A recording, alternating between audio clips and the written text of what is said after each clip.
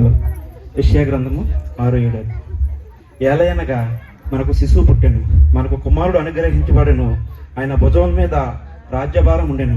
ఆశ్చర్యకరుడు, ఆలోచనకర్త, బలవంతుడైన దేవుడు, నిత్యులకు తండ్రి, సమాధానకర్త, అధిపతి అని అతనికి పేరు పెట్టెను.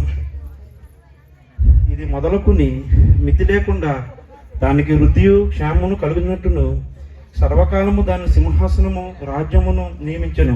న్యాయము వలన నీతి వలన రాజ్యమును స్థిరపరచుటకు అతను సింహాసహీనుడై రాజ్యపాలన చేయును. సైన్యముకు అధిపతి అయ్యగు యెహోవా ఆసక్తి కలిగి దీనిని నెరవేర్చెను. ఈ వాక్యం దేవుడు దీవించిన చదవబడిన పరిశుద్ధ లేఖనము పరిశుద్ధాత్మ దేవుడు మనందరి వీటిలో దీవించి ఆశీర్వదించును గాక.